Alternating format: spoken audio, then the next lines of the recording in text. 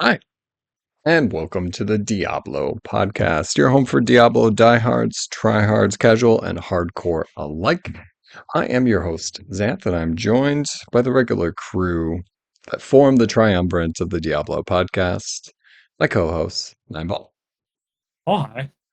and Nerdbirds. Hello. Gentlemen, we are here, and this time we'll do it early on the 10th of June, Vive, and the 10th of June.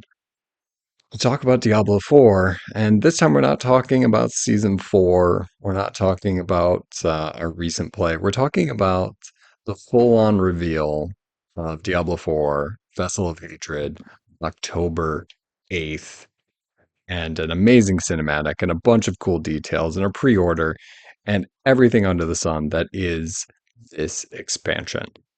So let's get into it. It's Sunday.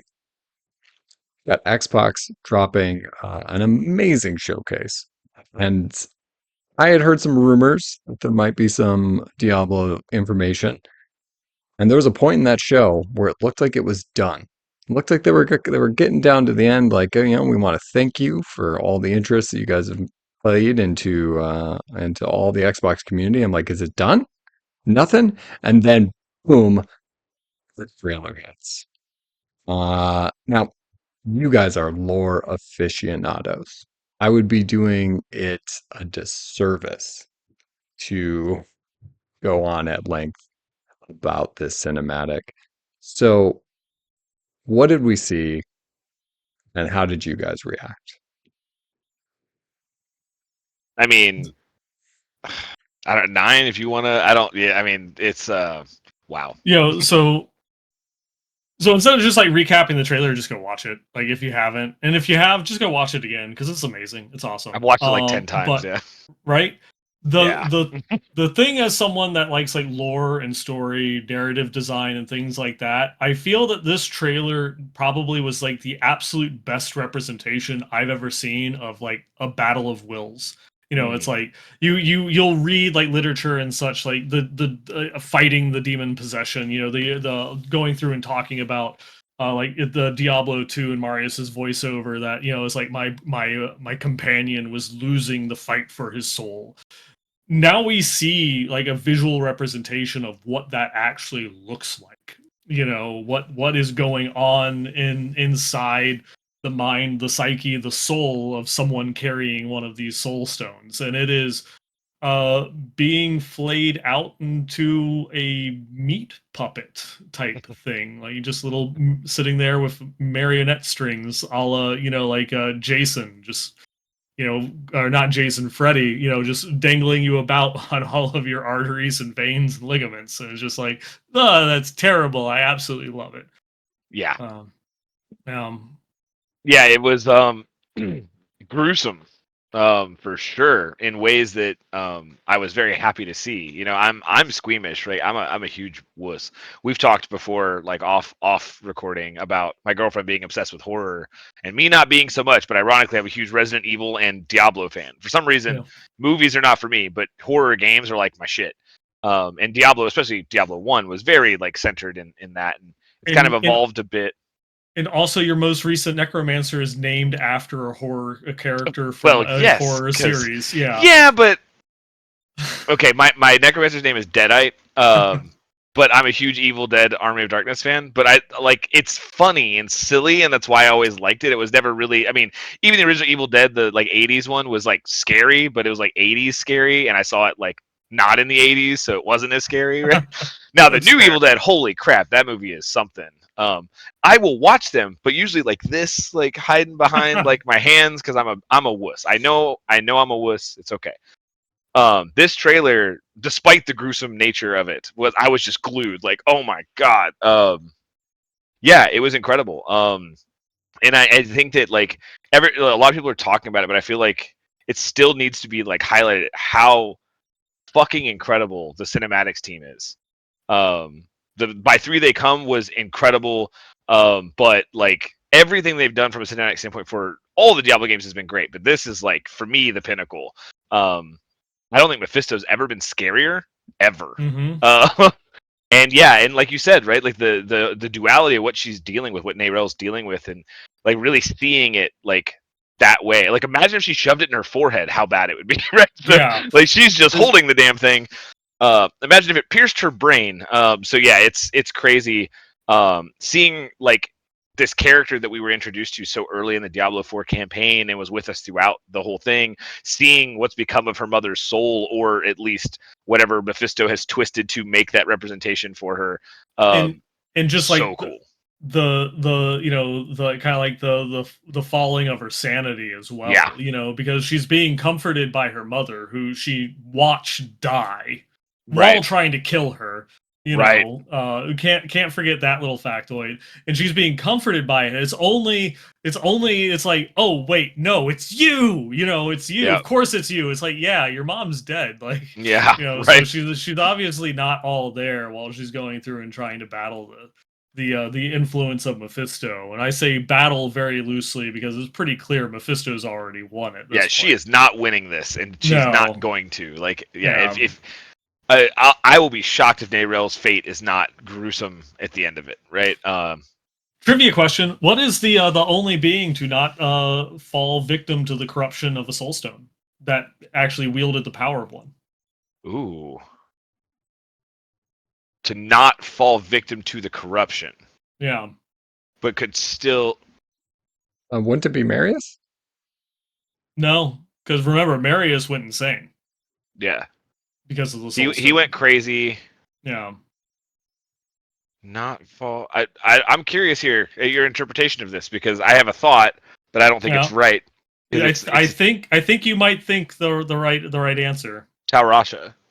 Oh no. Okay, He because like lost that technically, battle. I was actually going to go through and yeah, mention in the Tales of Sanctuary, the collection of short stories. It talks about Tal Rasha in his battle with Baal. yeah, you're right. And, you know, Actually, and yeah. about how insane he went, and also made the cow level But like he, canonical. the reason why I was saying Taurasha is a technicality, because he gave himself to it. So yeah, Yeah. Yep. Malthael. Oh. Well, I mean, So yeah, I guess you're right. In an unused mechanic, Malthael actually, like when he breaks apart the soul stone and takes it into his body, like he actually begins to like bring about like the powers of the primevals and basically forces them to do his bidding. Like during like, and it was Yeah, going to be like the mechanics of the true. fight. Like when he starts shooting like the black lightning, it's supposed to Yeah. be like you'd have like a voiceover from Diablo happening at the same time and stuff like that. And like, you know, obviously things change, but the narrative writers at the time went through and confirmed that no, Malthael wasn't like, you know, the corruption of the soul stone playing with the psyche or anything like that, that he was in full control of his faculty, and this is what he saw is the best course of action to use it, and was at like in no trouble of being actually corrupted by the primevals, and that he was in complete control of the situation. See, and while that is completely true, this I could argue semantics a bit here, because I would argue that the existence of the primevals and the eternal conflict and everything that's existed broke his psyche a long time ago, which is why any of that happened to begin with. It wasn't even that. The breaking of his psyche was the stealing of the world stone. Well, yeah, which had nothing to do with the primevals. Well, no, but it had to do with the eternal conflict for sure. Yeah. But yeah, no, that's actually a fascinating point I hadn't thought about. But yeah, unfortunately, Narelle is not an all-powerful archangel, so she's fucked. Yeah, I would that's wonder with Narelle if there's the opportunity for them to subvert a few expectations. That like we saw with they can't. They can. They can, but it would be bad, I think. Yeah. Is there still a way for her to, obviously, we know she's on a path to fuck this up. Because nobody holding Mephisto's Soulstone for that long is going to do the right thing. Does she need to die along the way? Yes, she does. Because they all have. And why would you have in the representation, she's literally now like Mephisto's heart. Like he's feeding off of her. You could see as it went through and it did the new attachments and like the little like thing, like the little like vein or whatever nerve that popped out of her split arm and such. and it started like pumping new life into like Mephisto's When lungs, and and she's he's very like much in his rebuilding. web. Like that Yeah, metaphor was very clear. You were in the yeah, center of Mephisto's web, and then on top of yeah. that too, like even Mephisto You, says it, like from the Soul Stone, you yeah, hold the stone, but you you're not control in nothing. control. Yeah, Yeah, you control nothing. yeah. And I mean, she's He's literally basically walking to just feeding off of her. yeah, and she's going to Karast. Like she's going to where this all really started for Mephisto, at least in Sanctuary. So like there's no way this is the right decision. She might think it is, but yeah, Yeah. there's no way. She And does not come out of this on top, I don't Because think. because obviously, like the goal is to lock Mephisto's soul stone in some sort of, ancient Zakarum tomb. What could possibly go wrong there? we've never done Never. we've never run that Never play call tried this one before. before. Right, yeah, for sure. Yeah. but this time it'll work. This This time, time yeah. it'll Soulstones have never gone. I think the my favorite part of the cinematic, and it's so emblematic of the entire Diablo like series and the story, and what makes me so fascinated about it is how hopeless it is. And that sounds really bleak, but like that's what's always fascinating me about Diablo, because it's again not about destroying evil or good beating evil. It's about enduring evil, and I think that that's always been really fascinating about Diablo's lore. And this is very much that, like in spite of how hopeless it is and how bad it is, the will to continue to fight and get back up and do what you've got to do, or what you think you've got to do, in the sense that in this cinematic, right, when she finally snaps out of it, she's like, oh, you know what, I might need some help. And then she looks in, poor boat guy just got hosed. And she's again alone, right? Like she's all alone on this journey, and she finally like succumbs and admits, you know what, maybe you're right, maybe I don't have this as much as I do. And then, oh, well, he's gone now too. So I guess I'm just gonna paddle boat this shit right into Karast. Go yeah. fight some Stygian dolls. It's gonna be a good time. The guy piloting the boat, he was hesitant about helping with the journey of the soul stone at first, but you could say the experience really grew on him. Oh my god. Yeah. Yeah. That one was just too good to leave on Twitter. It I'm was. sorry. By the Yeah. way, I Yeah. didn't recognize the boat guy. Did you? It's not someone that was familiar to me. I think he's just random side I character thought so. number I just wanted to two. make sure that Yeah. I didn't miss something. I've watched it a bunch, and I could, because I mean the detail in the characters here. I mean, it didn't look like a game cinematic. It looked like a like footage from a movie. From a Um, movie, yeah. it was incredible. And by the way, I'd be into a Diablo series slash movie. Yeah. If only like they had maybe like partnered with like Netflix, in order to go To through do and something like that, right? begin like making like a series or something, only not to get shuttered because like some CEO executives got into some sort of pissing contest. Yeah, it's almost like Yeah. that could be pretty big for their, highest selling game of all time. As far as I know, there actually has never been a successful video game television show, so I don't think it's worth exploring or even trying. This is blatant Castlevania slander, and I will not stand for it. Never And heard of it. Arcane is good too. Yeah. No, I mean, obviously, yes, Castlevania is amazing. Fallout, The Last of Us. Uh, there's a lot of good things out there. I can't speak to Arcane because I haven't seen it, but um, yeah, there's good stuff, and Diablo could definitely benefit from that, especially with the quality of stuff that they're putting out there. And to go back on what you had said, Nerds, with the cinematics, I Blizzard just doesn't seem to miss with cinematics. It doesn't matter what universe it is. Early in the Xbox showcase, they had the World of Warcraft cinematic one, Oh, Xalatath looks and like a badass. I know this is not a Yeah. WoW podcast, but holy no, and shit. it absolutely Yeah. isn't. But I found myself, and I haven't played WoW in years, but like they had the retrospective of different cinematics from like the start, and just like watching it again and just being amazed and enamored with the worlds that they've created and how great those cinematics are. Yeah, it Um, was a clip from every cinematic from every expansion, including the vanilla launch. It was so Yeah. cool. I yeah, actually like thought even I was watching it with my girlfriend. I actually thought they were about to announce WoW for console. I thought that was finally happening, and I was like, "No, this is a weird time to do that." But is that what? But then it was a War Within, So I was like, "Okay," which I'm excited for. But yeah, Yeah. but even seeing that intro cinematic for like WoW Classic, right? yeah, It still holds up so Oh well. yeah. Oh yeah. And that is a testament to the great work that Blizzard does to create and these, and and this is another feather in the cap.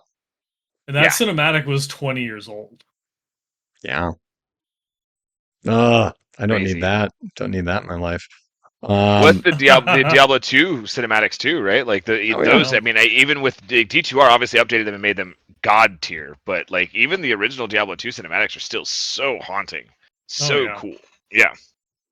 Yeah, so here we have another amazing cinematic, and I would expect it is an expansion, but I would expect we have at least one or maybe two more of these. I remember being pleasantly surprised with what we found in the actual story for Diablo 4. Maybe we're going to find ourselves with a few more. Now, obviously not as much, but definitely at least an end cap that's going to look just as good, if not better. And I'm excited for that. I mean, like, so, kind of, can we talk about like story expectations and stuff like that? I think that's a logical kind of branching off point. And then we'll dig into all of the other things we know directly and then the things we don't know and more speculation. So let's do a little story speculation then. So obviously, this is the first big expansion. It's going to be Mephisto and all of that. But I'm already thinking not to like dismiss like the expansion like before it's even out or anything, but which of the other primevals is going to be set up next? I like what they did with not having Diablo as the titular character, right from the get go, because then like if you just pull Diablo in the beginning and then you've got what's next? Then you fight like Mephisto and Bale afterwards. But then why is it like called Diablo if he's always like the easiest and the first boss? So them going through and giving us something else completely, giving us Lilith, and then after that, then branching that into Mephisto, like makes sense. But it's gonna have to end somehow with a hook for Diablo or Bale. There has to be that hook for something else to escalate further, up into.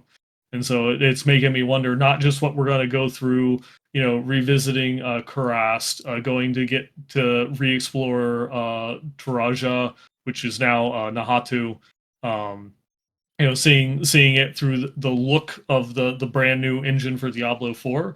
But there also is going to have to be something that then ties in, like, one of the other brothers.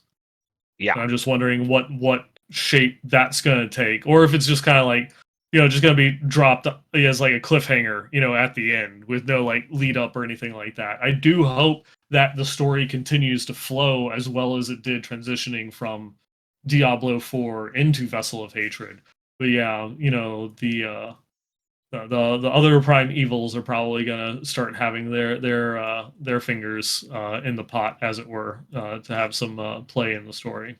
Yeah, Well, I I'll be think shocked if we go the entire expansion without breadcrumbs from both brothers. In fact, like I really think that Diablo at the very least, but I think some bits of Bale is gonna creep in there somehow. Like you said, even if it's like at the end, right? Like that's the next logical step. Or I mean, they could surprise us for sure, but I think we're all eagerly awaiting to see what the primevals look like in this game. Because the truth is we fought world bosses, we fought Lilith, we fought bosses.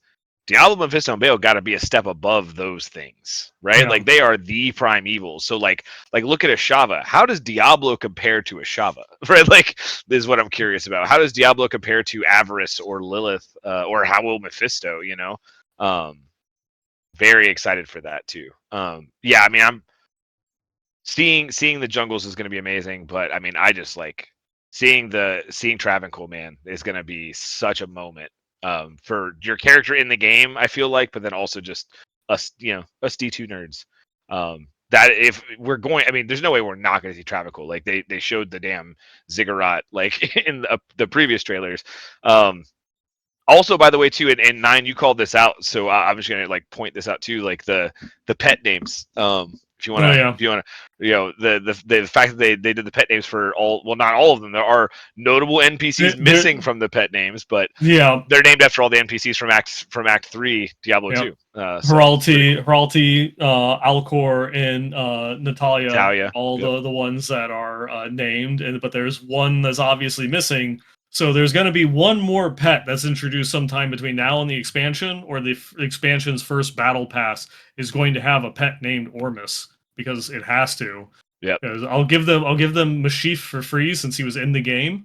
Yep. And so it'd probably be a bit too on the So nose having to a have a pet parrot named named Mashif. Mashif Yeah, would be pretty cool. would be funny, would be interesting, but yeah, there has to be something named Ormus still Yeah. coming because he is the last of the interactable NPCs It should be a bird as to appear well. from.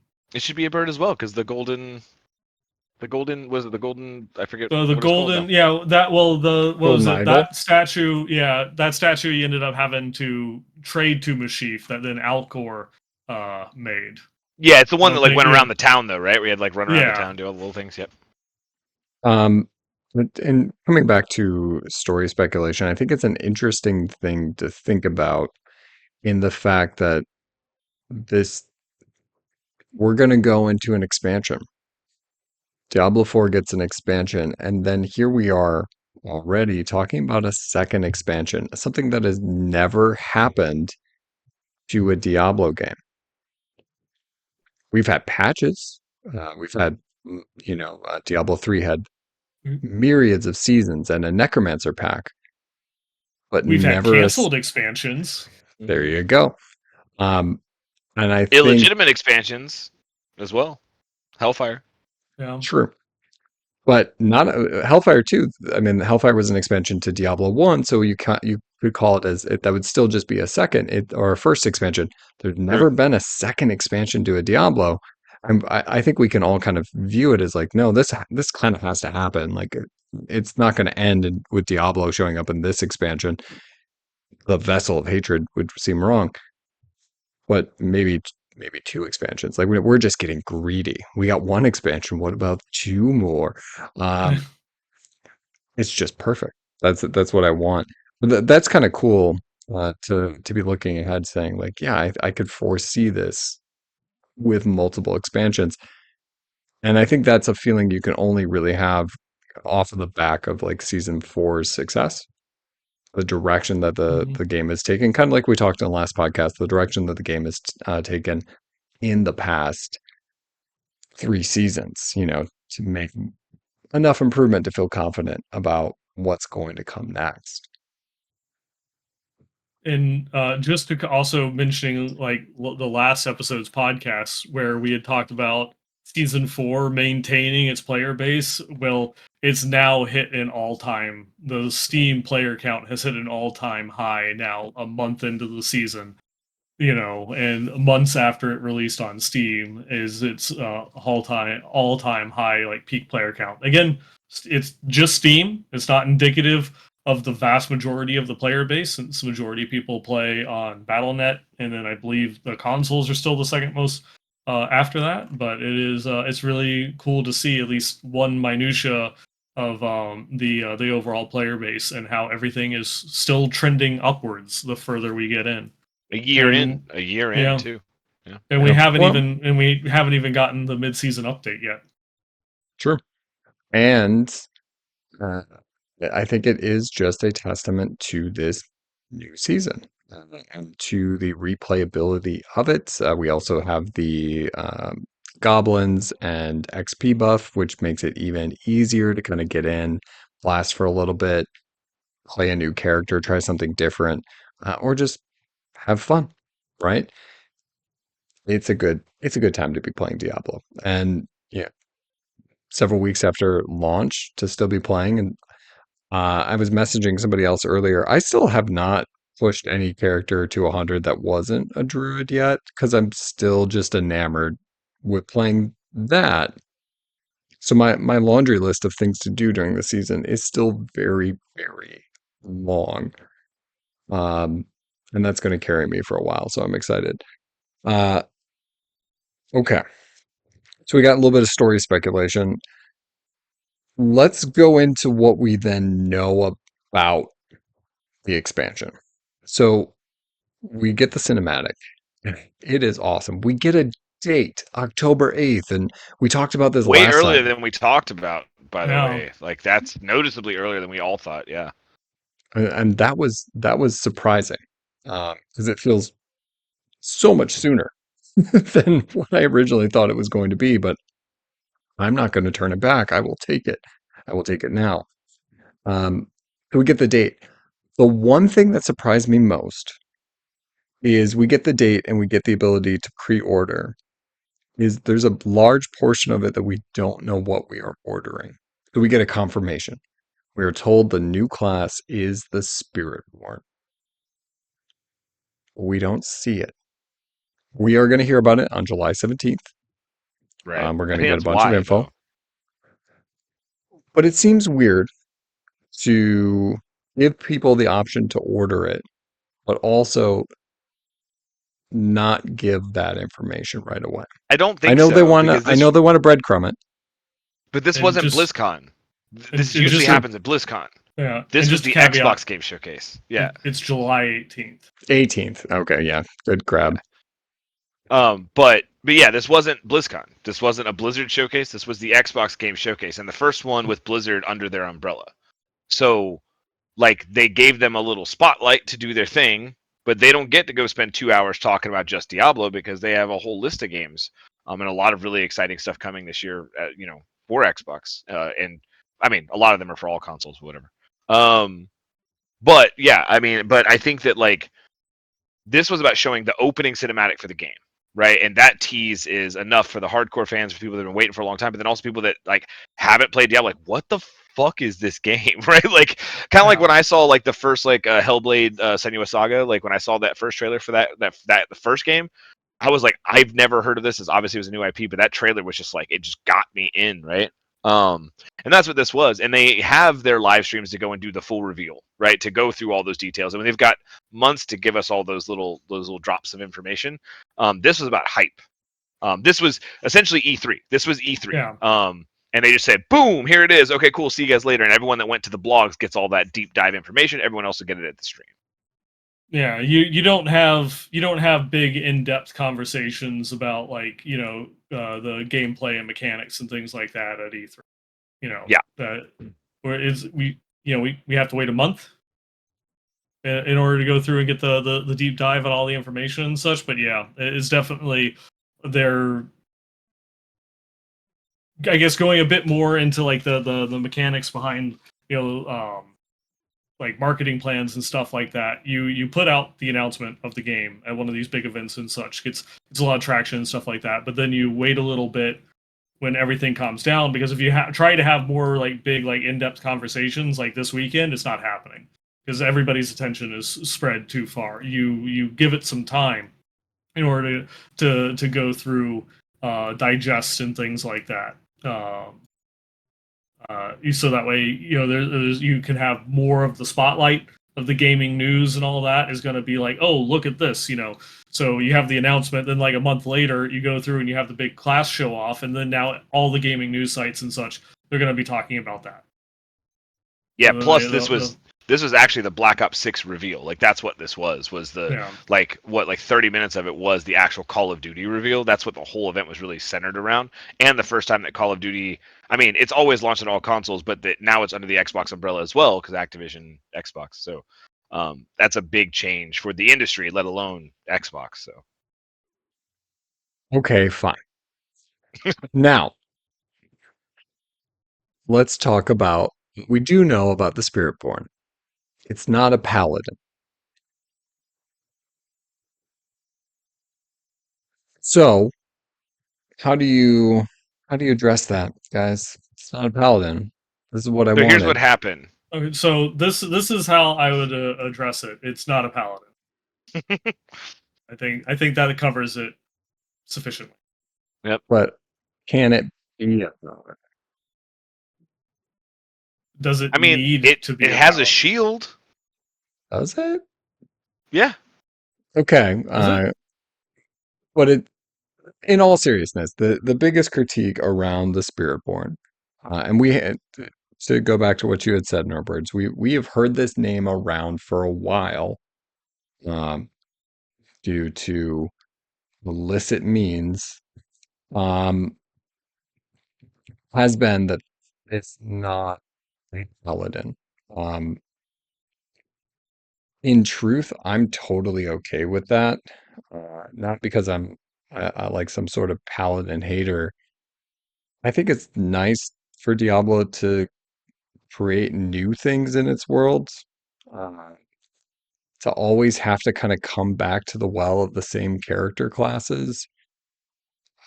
I appreciate that in some respect, but like look at the Druid, it took a whole it didn't exist for Diablo 3. There were different classes to take its place, right? I don't doubt that they will bring a paladin like class in at some point. But for now, I'm totally willing to try out whatever the Spiritborn is like. We do have confirmation that our good friend Leviathan has been helping create that. That is so cool to hear. And good Yeah. on you, dude, for So earning cool. and creating, putting your mark on something new in the Diablo world that you can point and say, like, before me, that didn't exist. I, like God, have made man, right? Um, maybe less egotistical, but you've done something. Um, You know, and I just like I'm actually looking at Pure Diablo because I wanted to see what I saw. The picture actually doesn't have a shield. The picture that's on Pure Diablo, so I could be wrong. But I could have swore it was a spear and shield wielding like an character. So I Amazon. could be wrong there. Um, Well, my actual thought, like my headcanon was that the Amazon from Diablo 2 got lost in the jungle and just like learned some jungle shit while she was out there. Right? So like that's what it felt like a little bit to me. Um, Um, had we're a doing it point I live. was gonna make, and I completely forgot what it was. So this is actually a conversation that I was having more than 2 years ago, prior to the announcement of the Necromancer for Diablo 4, and it was like, what would you want the last class to be? And it's like I had a two-part answer. It's like I want it to be the Necromancer because I love Necromancers and I continue to love Necromancers. But at the same time, I would have liked to have seen them do something new. You Yeah.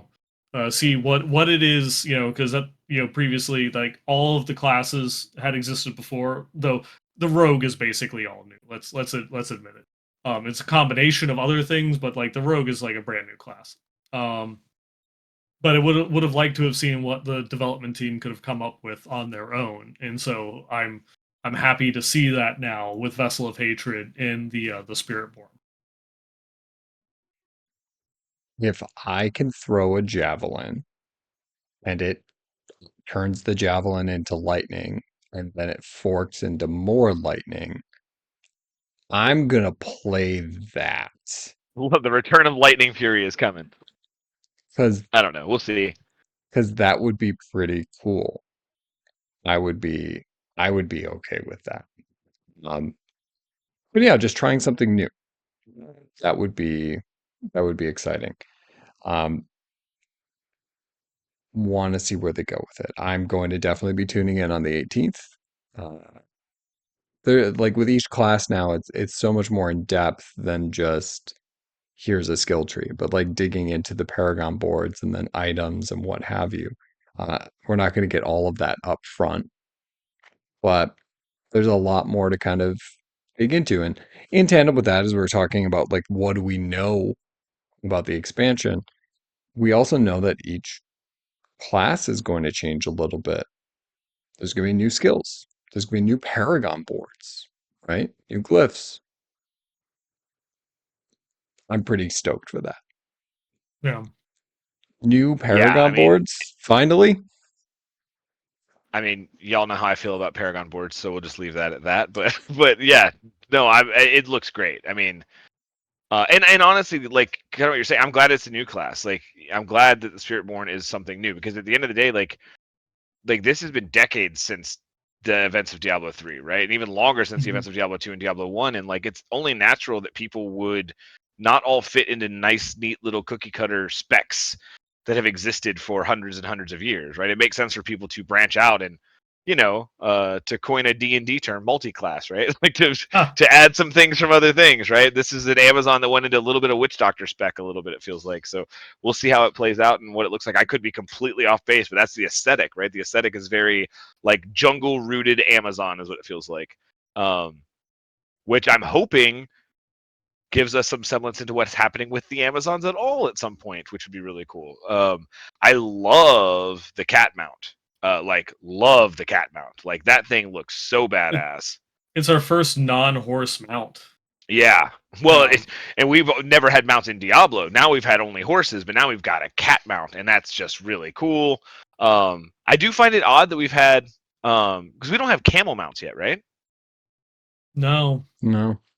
I We think the should. closest that we have is like the moose horn cosmetic Yeah, that that's makes right. makes makes the horse look like a moose. Yeah. So I mean, like, yeah, there's just like, so I mean, it shows that they're looking at other kinds of animals for their mounts, which is cool. Mhm. A bear mount could be really cool as well, right? There's a lot of things they could do with that, which would be fun. But the cat mount, chef's kiss, very very nice. Um, and yeah, the class looks cool. I'm gonna play sorcerer, so I don't know how much I care. But I'm gonna read about it as much as they let me. If they give me a book, I will read the shit out of that about it. And yeah, we'll see. But still hoping for a tie-in novel somewhere. Very much so, Yeah, definitely. Because like the collection of short stories, the Tales of Sanctuary, was nice. It was great. It was going through and seeing like the little short stories that was published in there. But I would like an actual like full length novel. yep, I guess also the book of Lorath had a more like cohesive story to it than some of the other yeah. source books. It still was very much like a source book with a story that kind of strung the various components together.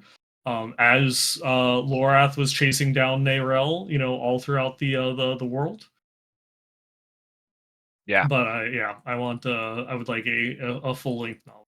Yeah, Tales of Sanctuary and Book of Lorath, both awesome, but they merely roused my need for more lore. It did not bed it down. So Yeah. here we are. And while we're talking about like them going through bringing like new skills, new glyphs, I think they actually said specifically legendary glyphs. Legendary You know, glyphs. legendary glyphs. So that should be interesting. That's a plural But as well, so it means there's yeah, more than I one. just sorry if this is like 2 episodes in a row, but please take a look at Sever. A macro bio boy put out like a really cool video about it and such. So I just want to go through and say, Sever could use some love because it's still probably one of my favorite skills on the Um, Necromancer. I asked for like minions to be usable, and now I'm asking for Sever. I'm being greedy. I'm 100%. I'm being greedy, but please, maybe. Okay. and I remember why I thought the Spiritborn had a shield, and we'll just not talk about that. But there was artwork at some point, and that artwork might have a shield in it. So that artwork does not exist anymore, but it might exist on some places. That's why I was confused. In our hearts. Yeah, It there you is in go. our hearts. I just want Listen, more. I want to have a shield as a sorcerer, but it's a whole different thing. maybe expansion 2. You The shield Yeah, if expansion. only there was some sort of like spellcaster that could also use shields. Look, my Necro's 95. Okay, I'm putting in the Lord's work here, but I'm using a two-handed scythe, so I'm not using a shield. See, even when you could do it, you wouldn't. So why are you bitching? No, Because it's a because terrible damage, choice. Xanth. Yeah. Because damage, and because I'm playing the minion build, and Right. seems like that two-hander is way more impactful than an offhand and a main hand. At least from my experience, it has been. I do not doubt that. Okay, so we hit on a few things. We obviously have the new class. We'll probably do a podcast after that reveal. There's going to be plenty to talk about there. Um, Oh, for sure. so let's get to that. Well, let's get to something that we do know. And I'm kind of intrigued about. We're going to get new mercenaries. So right on the page for Vessel We're of we're Hatred, going to get mercenaries. mercenaries. Yeah. Yeah. You added too many Discover. words. That's true. Discover and recruit new mercenaries. So it does say new mercenaries to join you on your quest. These powerful allies fight alongside you, grow in power as they progress and help you in combat with unique abilities. And in the image, you can see what does appear to be four different, looks like one of them's a satyr, uh, four different, maybe there's a few, maybe there's some different options as well, but four different Mhm. mercenaries there to choose from. I'm intrigued where this goes. Is this a balance for single players? Of like you get a few mercenaries to help you with some content? Is it something that everybody gets uh, in no matter what? I don't know. But mercenaries that grow in power sounds kind of awesome. It's definitely one of those ones where there is, Diablo 2 mercenaries, which are integral to the whole like gameplay experience. That Required. especially, Yeah. yeah, if you're going to be going through, and there's certain builds that will not function, without dang it, I forget the minus resistance aura. Conviction. Or no, sorry. Oh my God. Someone's Right? yelling at us right now in Yeah, here. they're I yelling. can Yeah, right hear now. it. I can feel it Um, in my but soul. yeah, that thing, that Yeah. that thing, Infinity does it to things. Oh my yeah. God, I can't remember. But yeah, Jesus just Christ, just I'm go, looking at yeah, it. but just I'm going through fixing and this. having the negative resistance aura, if you wanted to play like a cold sork or something like that in order to like break immunities, it's like that. It was just like required that you had to go through and play that. Versus Diablo 3's No, I was right. It's conviction. Okay, his okay. conviction. Okay, yeah. Why did The that feel Diablo wrong? 3's It felt wrong. um mercenary system that started at the beginning of the game, where they were pretty much useless. Like they were Yeah. there, and that was about it. And Great then flavor, they but actually yeah, became like, yeah. useless. Then they actually became like relatively impactful. Once they got buffed. And they had But an emanation too. yeah. Yeah. So it'll be interesting to see, what it is. Is it going to be something that is like this is an additional aspect slot with extra steps? Or are they going to add some other type of like meaningful inclusion to the single player experience, or will it be like a permanent feature that you can also do while playing with friends? And do barbarians get one? Because I don't think it's fair. I think Yeah. there's actually a barbarian hireling. I think there's a mercenary that is barbarian. Um, I don't know how I feel about That it, honestly. that kind of goes I back to think what you said last podcast, that the only way to have fun as a sork is to have a barbarian friend. This sounds like the solution. now I can Maybe just go buy one. Yeah, Yeah, that's why they're coming in. Everybody that's gets it. a barbarian friend except for barbarians. They get Now it yeah. really is barbarian for. And I do have one question, because like you mentioned like the satyr, type thing, and like whatever that like demonically possessed child or something. Definitely looks like it. Yeah. Yeah, because it's like, is this like a proto Kaza or something? Because like one of the like the core tenets of Diablo is that like there's no other sentient life on Sanctuary besides humanity. No dwarves, no elves, yeah, like none of that stuff. And so when you start doing like little like satyr creatures and stuff like that aren't just like an obvious like demon or some sort of like, undead construct created by some, insane powerful sorcerer wizard person, it's like a little off-putting at first. Like I'll wait and see like the story, because I'm sure that they're all going to have like a story behind like their characters and their existence and such. I'll be interested in seeing what it is, like what that thing Yeah, I need them actually to is. explain this to me before I'm excited about it, because it Yeah. is a little weird. Yeah. I do like the beefy, like he. I don't think it is because it looks a little removed from that, but it looks like just a beefy as fuck Act 3 mercenary from Diablo 2. The one that's in the middle of that screenshot or that picture they posted. Yeah. Just big, like druid Barbarian with level, but wearing the same stuff from Act 3's mercenaries in D2. Except for a big old shield on top of it. yeah. yeah, Um, it does appear like you have a female barbarian in the background. Guy with a gigantic shield gives off very much a crusader kind of vibe. Looks Yeah, like well, there's the a shield's got a I was, cross on it, so yeah, like a ranger in the I was also background. thinking, I was also like getting like Goofy vibes for any Kingdom Hearts fans that are out there. He only fights with a shield. yeah. And then, yeah, it looks like a nice, well-bearded ranger of sorts in the background. And then the satyr. I don't know. Yeah, the odd The man out satyr is feels the, weird. Yeah, it's gonna be the but most broken one though. Probably. that's that's the one. possibly. Uh, I think you have a good point there, Nimeball. It would be interesting to see what the story is behind it. Um, maybe it is some sort of demonic possession that's been stopped, and that mercenaries out for revenge. Maybe. Either way, Yeah, I don't know. I'm jazzed to have a friend to play with because nobody plays with me. Um, Oh my god, whatever. sorry guys. The thing that I'm in, and I look, they surely they're testing this before it goes live. Surely that's happening, and we've learned from mistakes.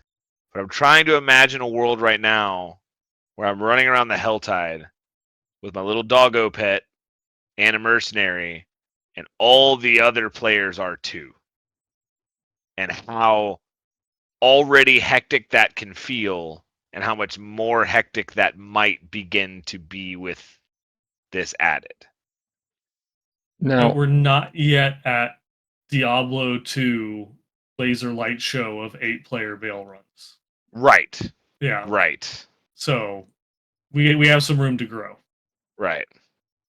things to think about though, as we're saying, like how does this work? Is we see new co-op end game activity slay together. Party up and take on a new multifaceted dungeon with powerful challenges and promising rewards. First of its kind to Diablo. This dungeon will require eager warriors to team up and take down the challenge together.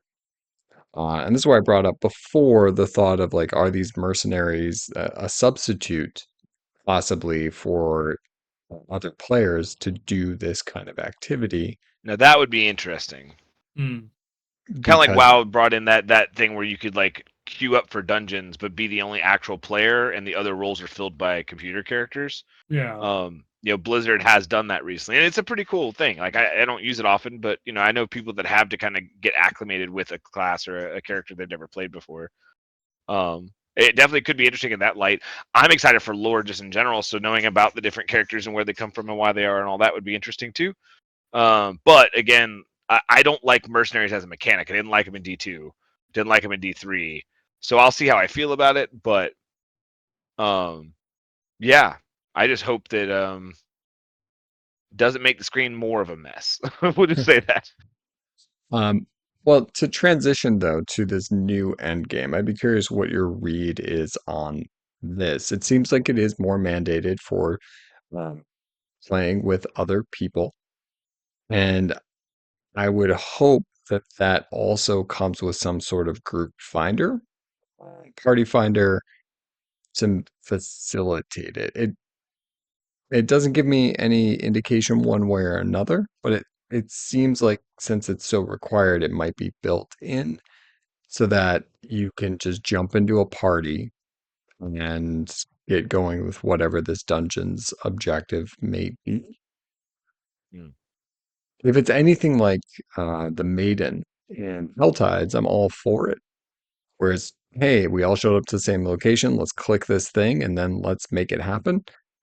Obviously, there's probably a little bit more work for a full-on dungeon, but that wouldn't be the worst thing. Or some other system to get people together. But I've said it before, just like with trading, I don't want to have to go on to a forum. I don't want to have to go on to a Discord and try to get people to do this because it's just not intuitive. So hopefully there's something there to kind of facilitate that. Yeah. I mean, I'm I never even really thought about that aspect of it, to be honest. I was just excited to go through and see some, like a group, like a specifically designed group co-op activity. Because like everything right now, like it it was a big conversation throughout the entire life of Diablo 3 that multiplayer was always the best way to play. And that the single player experience was reduced. And trying to make multiplayer have benefits meant that single player modes, you know, uh, they always kind of like suffered. They lagged a little bit. And so now having a specific activity for going through and grouping people, or for people that want to group together, is that kind of like, I don't know, maybe like something of a middle ground that they can keep the rest of the game. Do you necessarily have to have the extra 5% bonus XP for being in a party for going through and playing? If there's going to be other things for that give you a benefit for being in a group. And like you had mentioned, like, having some sort of group finder activity for people that might just be like queuing solo, or the mercenaries allow you to go through and, do this group activity like by yourself. Obviously, Twitter and Reddit have all been aflame with the word raid, and it's potentiality. It's something that I wish that they had added a little bit more in, or that they had added at all in Diablo 3, is making like dungeons specifically designed to be tackled by multiple people instead of Greater Rifts, which is designed to be done by a single person. That then you have a group, and it brings like unintended mechanics to the forefront, like ZDPS and things like that. Like what this activity is going to be, how it's going to be designed to have like the group interact with one another, and if we're going to see support builds come about, even though we're already seeing that now in the pit, that if we'll see even more so if we'll get back to Diablo 3 era of like ZDPS builds. Yeah, it'll be curious. I mean, like, I don't. While I'm not a fan of ZDPS, I think I'm on record as saying that quite a bit. I didn't love that about Diablo 3. I mean, obviously I partook in it because it was kind of how you had to push, right? Especially until the later seasons where 150 solo were a lot more achievable for everyone. Really that was kind of the meta of Diablo 3. But at the same time, like, I think that Diablo is not a game that has ever lended itself to giving roles to classes, and I think that's the thing that makes me nervous about a co-op Mhm. experience. Is that like, okay, that sounds really great, right? But like, does that mean that someone is going to need to have a different role that isn't just do damage? Yeah. Which is fine, but that's a significant like tonal shift for Diablo. To Yeah. have like a healer, or not even maybe a healer, maybe a support that just CCs stuff, kind of like a ZDPS, right? And how that would work. Obviously, we're speculating here, but I mean, look, I like the idea of Diablo broadening its horizons for sure. Um, Mhm. and I play World of Warcraft, so I like some dungeon content, even though I hate affixes in dungeon content, like I've mentioned quite a bit. But yeah, I think that it would be interesting. Um, I guess we'll just have to wait and see. But yeah, I mean, they have to And have a group finder though. If they're gonna do this, they have to have a group finder. Like, um, yeah, we've got to be able to do it in the game simply and easily, and hopefully they're working on that. Sounds like they are. So. I would actually say that Diablo Immortal does a pretty good job of it. Yo, yeah, Like yeah, yeah. You know, yep. the regular dungeons and stuff like that, like, aren't anything. They can be soloed, and so it's not really something like the dungeons don't really show off like what the mechanic does. But when you go into raids, even though raids at a certain point can be soloable, but when you're trying to like push the content, it there's no like real tank or healer or anything like that. You can stack your group so that way you have specific buffs, but everyone's job is still just to do damage. And the way that it does it is that, much akin to the Helltide boss, where she puts a debuff on you, even though we are HP is like stacked to the point that it doesn't really matter anymore. But the beginning Sure. of the season, where you would have to run out of the group with your little flame bombs and such, as to like kind of like engage that you're not doing damage all the time. You have to worry about the mechanics. That's something that exists like in the Diablo Immortal raids, where you have to be cognizant and that you're not going to wipe the whole group by moving debuffs in and out of certain zones. Like the boss will target people with like some CC, like they'll put a bone prison on somebody or something like that, and so you've got to go Break and them out. then break them out Yep. and such. And so it gives you different things to do. You know, that they can put mechanics in that are a little bit more engaging when you know multiple people are going to be there and involved.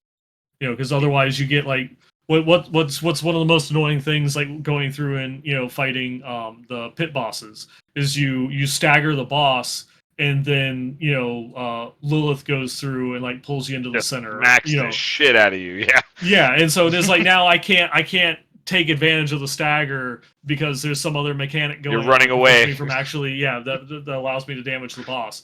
But in a group scenario, that isn't as bad, because it's like I'm learning the fight, I'm learning the mechanics by tracing by or diverting this mechanic like away from it, so the rest of my party can continue to defeat the boss.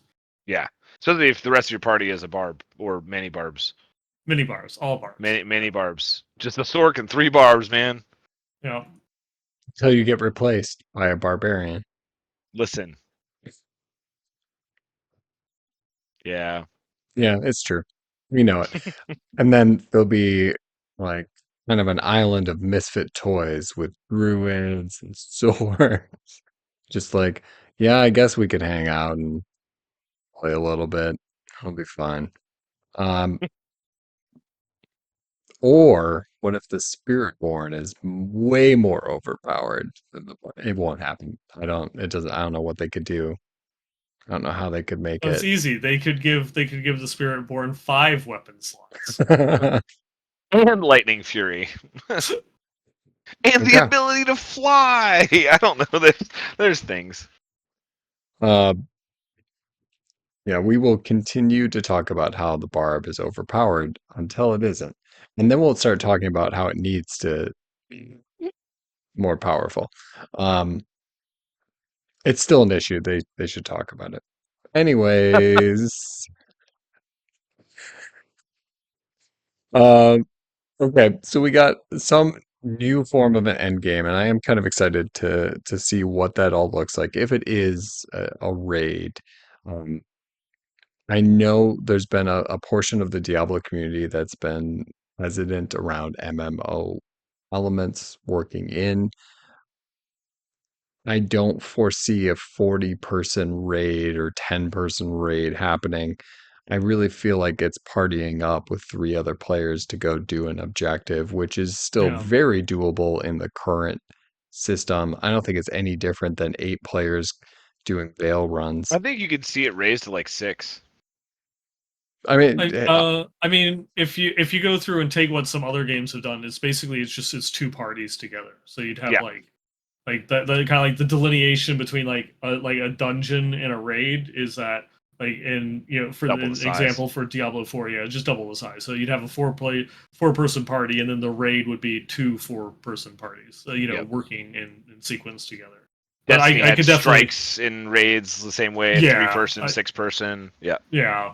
Division That similar. that seems to be something that's very popular, not just in ARPGs, but in many game systems. Including Immortal. That's how raids are in Immortal.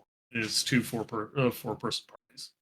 what actually, since you have the most experience on this, what is a raid in Immortal exactly? How does it work? The raid in Immortal is basically just a boss fight. And so it's a big boss fight that has a lot of mechanics. Whether it be don't stand in the fire, type thing. There's a whole bunch of mechanics that will CC you if you don't pull it out of the group. So the idea is to like pull like the mechanic out of the group, so that way you can not like crowd control the whole rest of the party. There's other ones where like while you're damaging the boss, you have to break off and like free like a trap person before they die. It's just a whole bunch of things that there's no like healer or support roles. It's mostly just all about doing damage, but it gives you different things to focus on. Throughout the is kind of like the purpose of the mechanics during the fights. One of the other ones is like the boss has an aura that slowly freezes you over time, and there's like campfires on either side that get frozen by the boss's mechanics. So obviously, it gets to the point where the content is trivialized, and you just zerg the boss. But when you're like learning it, someone actually has to like leave damaging the boss to break the ice on the campfire and relight it, so that way other people can transition out in order to like reduce like their frozen meter and such. And so it's just like a whole bunch of things where the big takeaway is that there's multiple objectives that you have to be cognizant of or complete during the course of the fight that lends itself to being a cooperative experience, as opposed to everybody just run and kill all the monsters, kill the boss, and you're done. It makes ignore Bring our friend. mechanics. yeah. And of course, obviously, you eventually outgear it, and then you can ignore mechanics. But it very much is like when you're actually when it's at the point in the life cycle that the mechanics are difficult. It involves actually like a certain level of coordination. That is just like my baseline, what I would be expecting, of it. Another one would be something along the lines of Star Trek Online, where it has like its elite, you have just like your regular a little like 5-person kind of like dungeon missions that you can go on, and then it has the amped up ones, the elite task force, where it requires a little bit more like cohesiveness, but still that's a game that doesn't have tanks and healers and such, and the whole point is just like do damage. You obviously have things like Crusader auras or Paladin auras that can give group buffs and things, but it's more about like breaking up the attention of the entire group, and that you actually requires one person's killing mobs on this side, one person's killing mobs on this side, one person's interacting with the boss mechanic, in order to divert things. Well, and that's Lost Ark has something similar as well too. They have something similar as well too. But like, Destiny is very similar as well, and it doesn't. There's no healers in Destiny, right? And it's very similar, right? Like, you have a mechanic where, okay, like the boss splits and like half the party goes this way, the other half goes this way, and you've got to like, destroy these things to be able to make the boss vulnerable. And then everyone comes back together to do big damage to the boss. So like the mechanics just kind of, like you said, split the group, and really is more about coordination and knowing the fight than it is about like healing and tanking. Which could be really, really cool. And yeah, I mean, I'd love to see them innovate in that space. I just hope that there is innovation in that space. It's not just carbon copy from something else. Those all sound way more exciting than what we currently have, and more Oh yeah, for fitting, sure. Yeah. more fitting for a primeval than what is currently in the game. Hmm. I think requiring a party to kill Mephisto seems appropriate, right? Like, no, you're not going to be able to solo this. Bring a friend. Bring 3. So that's how powerful my sorceress in Diablo 2 was. Got it. uh, My head cannon's going crazy right now. Bring 7. Bring. so I think 8-person Mephisto runs. Ew. Yeah, so I think that will be interesting, and obviously we have a lot of time between obviously now and the expansion to find out more. What we didn't have to wait for in a nice close is all the little goodies that we get for pre-ordering. We've already alluded to some of them. So we've got our cat mounts. Interesting to note is that the mount section has 2 parts now. You've got horses and you've got cat, and there's just one cat. Right. For Uh, now. for now. For now. What I was kind of sad about is none of my horse armor works on my cat. I have to get special cat armor. Right? That's kind of hoped like maybe the butcher armor also worked on the cat. I just got that one this season. I was You excited. got to go to a vendor and get it resized. That's what it is. Yeah, I would Cost hope. obols. All the trophies still work. So there's that. Makes sense. Slap it on the side. Hmm. NBD. But, you know, there's some But cool horse still, armor that would look cool on a cat. There and is. still just show off my Ashava's claw and how I'm just better than you because you don't have it. If I ever saw you in game, I would know that. But until then, Well, um, so that we got our cat. The big change is we did get pets. We we've got pets that will now run around and pick up all of the stuff that we don't want to go into, which is a nice little fallback to Diablo 3, which took a mhm, little while to get there as well. Everyone gets one for free, which I think was a great choice. You yep. get the access to 3 of them by pre-ordering, but if you don't want Various to, levels of pre-ordering. right? But if you don't want to go that route, you get a good dog, which Nerds has already pet. I knew one of y'all was gonna bring that up. Right. I knew it. You I knew it you was gonna get happen. you get a good pup to follow you around and pick it up. But I was glad that to see that happened like immediately. Like, hey, go grab your dog. Um, so there wasn't any conversation around like, well, you get an advantage by pre-ordering. Nope, everybody gets it. This just you get a fancier. I don't know. Have you been enjoying this experience with your gold pickup? I mean, I yeah, sure. in a the continuing trend, I've barely had any chance to play since that feature was I've added played a into the lot, and I game. still find myself picking No, it up. So like, he takes forever. it, He takes way too long, and I move too fast, so I have to like I, kind of double back sometimes. yeah, I feel though that one of my complaints is that like gold, despite being the most important resource in the game right now, it's also the like least important thing to do is pick up gold because Yeah, like why should I go and pick up 2,000 gold when I need like 5 200 million. million. Yeah, Yeah, 5 million just to reset the gloves, which finally, after like 175 million gold later, I finally got a crit on skeleton mastery on my gloves. I nice, know it's I grats, know dude. I know it's useless that it's like you do really just care about golem mastery and hellbent, but like I wanted it, I had to have it, but I finally got it and I can level it up now. It's the Still don't have old any gold. it's the old Yeah. Bill Gates adage from the late '90s, early 2000s of like, oh, if Bill Gates saw a dollar on the ground and had to stop and pick it up, he'd actually lose money picking up Yeah. that dollar. Like that whole thing. That's what it feels Yeah. like in Diablo. You run past gold pops, like I don't give a fuck, whatever. So like that's Yeah. nice. We get that, but like the cinders is useful. But I feel like it's a little slower than. I mean, then at least Diablo 3, it feels like it was. But I mean, first world problems. It's good to have. That's cool. Hmm. Um, yeah, it's good.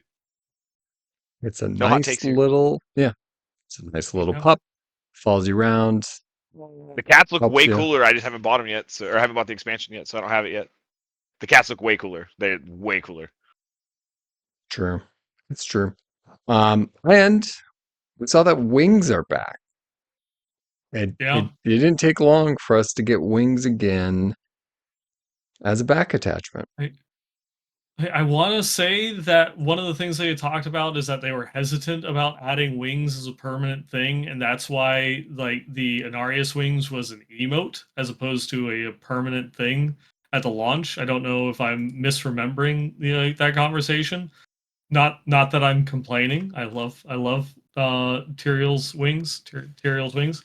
And being able to go around, with angel wings on my back, it just feels fitting. I enjoy it. And I'm going to pause They're for not the just one same second. though. yeah. So this is the second episode in probably 50 that we have said that. So let's give a little backstory. If you are just new to the podcast, early in the days, we got to the point where we would say Tyrael's wings too often that our editor Rush would then have to drop in a sound effect or banner of sorts to denote it every time it would happen. And then we went dark. We didn't say it for a long time. Laying in wait. So now we've been springing it on him. So if you're like, what the hell is happening here that they keep bringing up Tyrael's wings and then giggling like schoolgirls for several minutes? There's the context. It's it's it's a long-running joke. And thanks for joining The in. Rush. Feel free to say it. And also, thank you, Rush, for putting up Um, with us. yeah. So when that comes up, now you know. Uh, now you know. Okay, Nineball, you were saying. Yeah, so as I was saying, Tyrael's wings. Yeah. I loved it in Diablo 3. I loved collecting wings, like going and running around with and Dariel's back fingers, as Yes. like wings Back or fingers is a great way to put that. I mean, what you look at that and tell me what they are. They're just They're giant back fingers fingers. popping out of her back. It's like Yeah. she flies by doing this. Yeah. Yeah. It's just like all like the cool various things that they had done in Diablo 3. I thought it was neat. I thought it was awesome. I thought it was cool. So glad to see him go through come back. Obviously, uh, the more that are available free in game to find by completing things or getting achievements is cool, and less so much of having them, just be cash shop editions. $20 on the shop for a pair of Yeah, wings. yeah. So That's what I'm nervous about.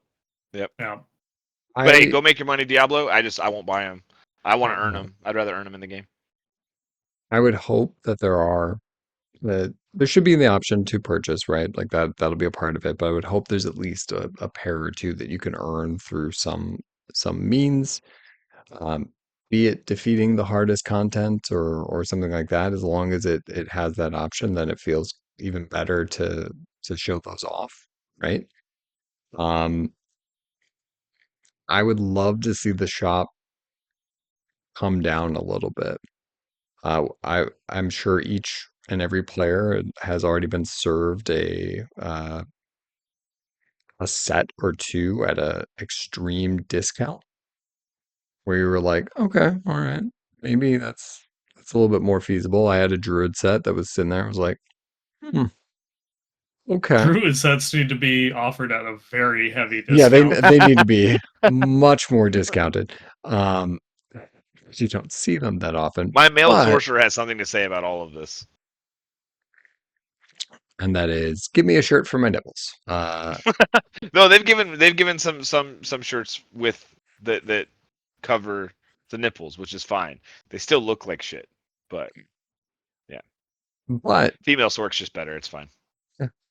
uh, from a like a gendered standpoint, I always find myself defaulting to choosing the gender of the class that it was like the class was revealed at.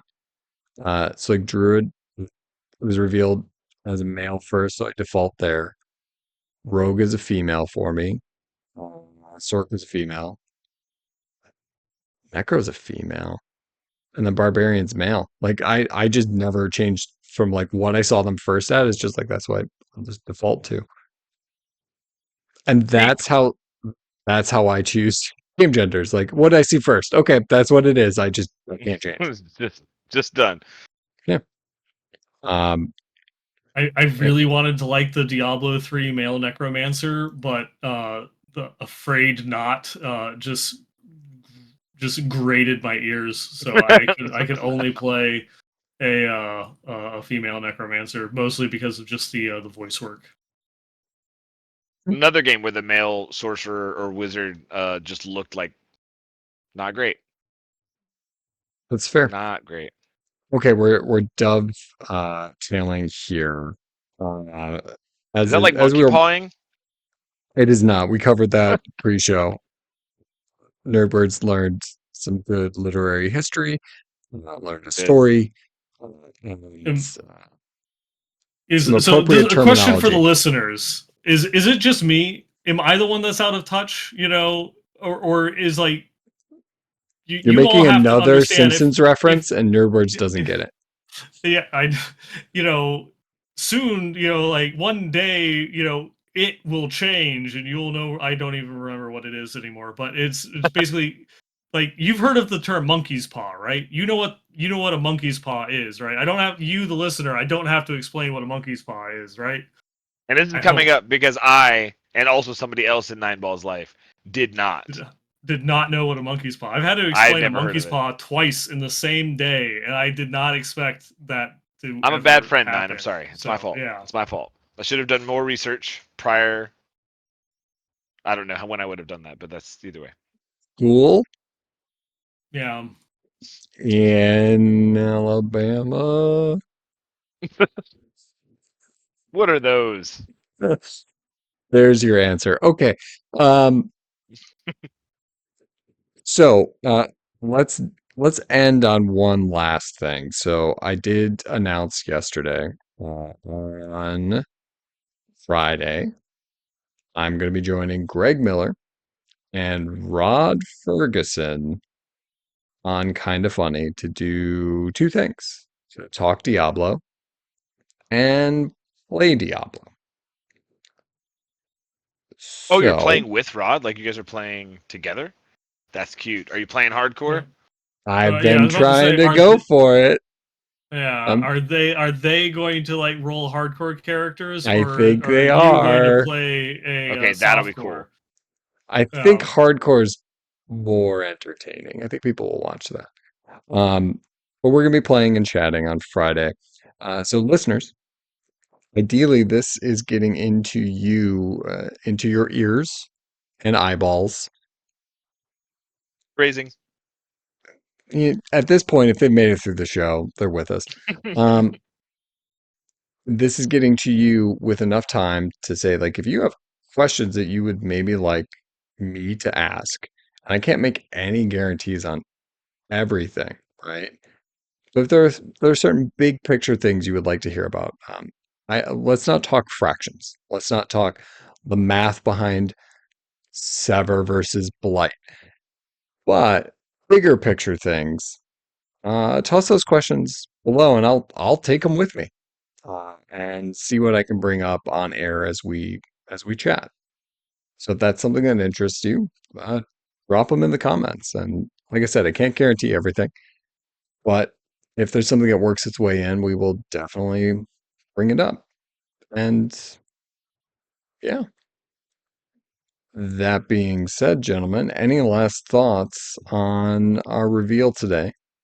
On the new Vessel of Hatred coming October 8th. I'm No. super excited.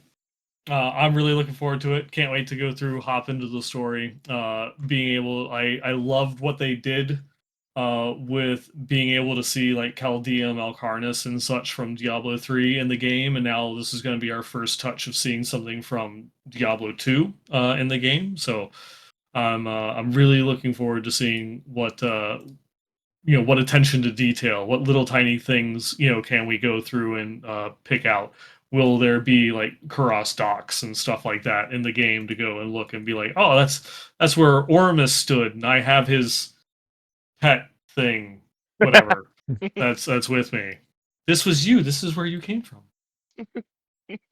Give him nice head scratches. Yeah, no, um I'm so unbelievably excited. Like the trailer was a 10 out of 10 for me. It was incredible. Seeing Mephisto realized in Diablo 4 is going to be awesome. I'm anticipating a very cool fight. And some really cool lore leading up to that fight. And I really hope we go to hell in this expansion. I really want to go to hell. Other than like little tidbits in the story like we got in Diablo 4. Like I want like zones in hell. I want portals to hell.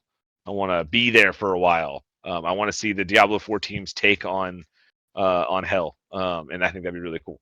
Yeah, really, really excited. Excited for the story. Would be excited for a tie-in novel to give me even more story. But October 8th cannot get here fast enough for sure. Awesome. Totally the same. It is, I'm continually excited as a Diablo fan right now. And after we talked about it before, but after years of this kind of hemming and hawing and being on the fence, like it's nice to just enjoy the wins. right? Enjoy all the good Yeah. while the good is there. It's not that I'm saying that the franchise will be in decline or anything like that, but sometimes it is nice to just kind of soak it up and be like, man, this is really great. This is really great right now. And I appreciate that. And I appreciate you guys for joining me. And let's close it out as we always do with the moo. Moo. Moo. Moo moo moo. Moo. Moo.